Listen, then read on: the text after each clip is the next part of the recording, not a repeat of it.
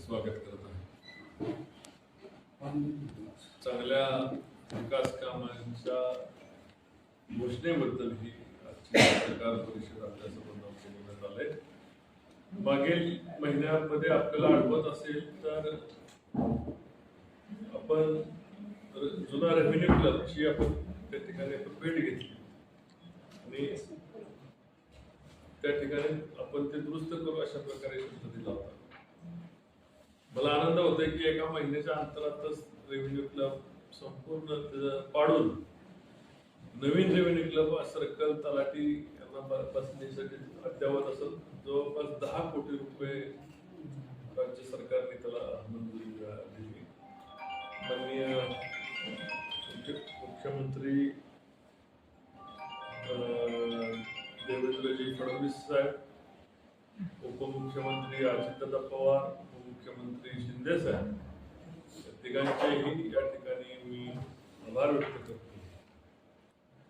माननीय आमदार महोदय आमदार झाल्यापासून फलटण शहरामध्ये त्यांनी जे त्यांच्या विकास कामाचं ओपनिंग हे महसूल भवन पासून झालेले त्यांच्याच पत्रावर राज्य सरकारने आता मोहर 10 कोटी रुपये फलटणच्या महसूल भवनला दिले. 4.5 कोटी रुपये हे फलटण तालुक्यातील प्रशिक्षणासाठी जे नोकर भरती म्हणजे सैन्य भरती प्रशिक्षणासाठी 4.5 कोटी रुपये इथे पळवई सावंतवाडी या गावामध्ये प्रशिक्षण केंद्र उभं करण्याकरता दिले. जलतरण तलावासहित ट्रॅक सहित आणि सर्व प्रकारचे खेळ त्या ठिकाणी युवकांना खेळता यावे याच्यासाठी 4.5 कोटी रुपये निवासी संकुलाला त्या ठिकाणी राज्य सरकारने दिले. अजून एक त्या ठिकाणी 4-5 कोटी रुपये येतील अशी अपेक्षा. माननीय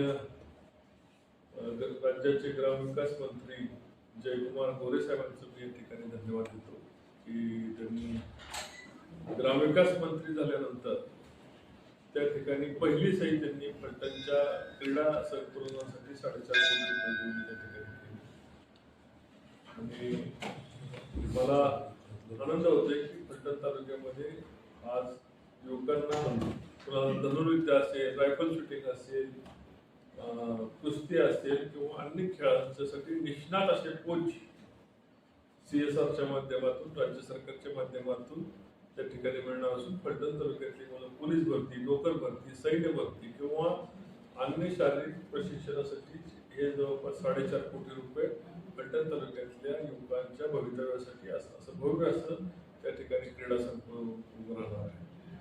त्याची मंजुरी पण आली आणि त्याचे पैसेही आले. काल त्याचे आदेशही आपल्याकडे आलेले आहेत.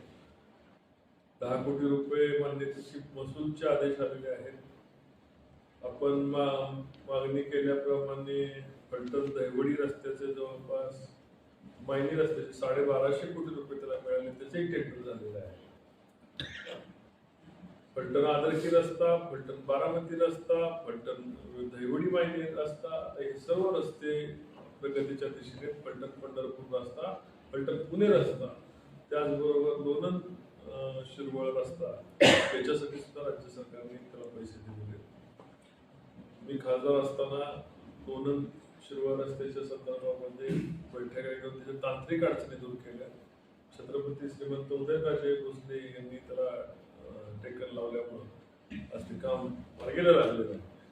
आणि आता फलटणकडून जाणारे रस्ते, पुण्याकडे जाणारे सर्व रस्ते असतील, पालखी महामार्ग असो किंवा शिरवळचा रस्ता असो, बारामतीकडे जाणारा रस्ता, पंढरपूरकडे जाणारा रस्ता असो, आदरकीकडे जाणारा रस्ता असतो, कुशेगावकडे जाणारा रस्ता असो, दहिवडीकडे जाणारा रस्ता असतो, सर्व रस्ते आता 4 पदरी होत आहेत.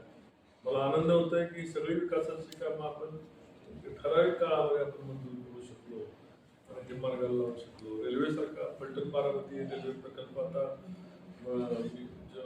माहिती घेतली 50% त्याचं काम रेल्वे प्रकल्पाचं जवळपास बऱ्याच ठिकाणी 50% काम झालेले. 2 वर्षामध्ये पूर्ण रेल्वे प्रकल्प हा चालू होईल.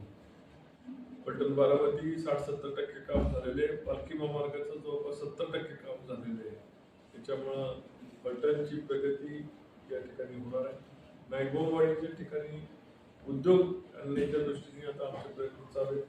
गायकवाडीची MIDC पूर्ण ताकदीने चालू झाली की फलटणच्या पूर्व भागाला त्या ठिकाणी दिलासा मिळणार आहे.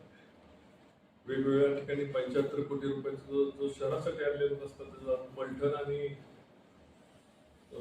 विमानतळाच्या इथे एकत्रितरित्या त्याचं 2-3 दिवसापूर्वी काम चालू झालेलं आहे. आणि आता फलटण शहरामधून कॉन्क्रीटचा नावाने नवीन महामार्ग येणाऱ्या 2-3 महिन्यामध्ये अस्तित्वात येईल. फलटण शहरामध्ये जवळपास विविध विकास कामे जवळपास 50 कोटी रुपयाची विकास कामे मंजूर आहेत. फलटण शहरासाठी आता नवीन सांस्कृतिक भवन, जुन्या सांस्कृतिक भवनाची दुरुस्ती चालू झालेली आहे.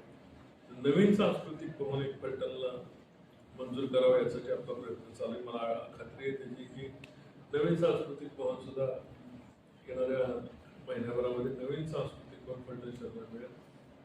सांस्कृतिक भवनाबरोबर बस स्टॉप बी बारामतीच्या धर्तीवर बस स्टॉप फलटण तालुक्याला मिळेल याची मला खात्री आहे. आपण अनेक विकास कामाच्या या ठिकाणी सुरुवात गेल्या 3-4 महिन्यामध्ये केली. चिरपवाडीचं रुग्णालय तेवढं पाठीमागे राहिलेलं आहे. त्याच्यासाठी सुद्धा आमदार साहेबांनी आम्ही दोघे प्रयत्न करून चिरपवाडीचं रुग्णालय अद्ययावत करण्याच्या दृष्टीने शासनाच्या त्याच्यावर मोहर उमटवण्यासाठी आम्ही काम करू. आज महसूल भवन असेल किंवा फलटण विटा मायनी रस्त्याचा टेंडर असेल किंवा उपळाला मिळालेले क्रीडा विभागाचं सेंटर असेल या ठिकाणी त्याला पैसे मिळाले. आसू आणि गिरवीत जवळपास 300 कोटी रुपयाच्या रस्त्याचं काम आता प्रगतीपथावर आहे. वाटतं 20-30% काम त्याचं बऱ्यापैकी झाले. फलटण ते गिरवी रस्त्याचं बऱ्यापैकी 20-30% आणि शेवटच्या टप्प्यात मिळालेले ते 300 कोटी रुपये होते. मी खासदार असताना शेवटच्या आचारसंहितेच्या आदल्या 8 दिवस आधी त्याला मान्यता घेतली होती. आसू ते गिरवी रस्ता सुद्धा आता तो 4 पदरी अतिशय भव्य असा रस्त्याचं काम त्या ठिकाणी चालू. मला आनंद होतोय की फलटण केंद्रबिंदू मानला तर 10 दिशेला जाणारे रस्ते हे मोठे दुपदरी 4 पदरी अशा प्रकारचे रस्ते झालेले असतील.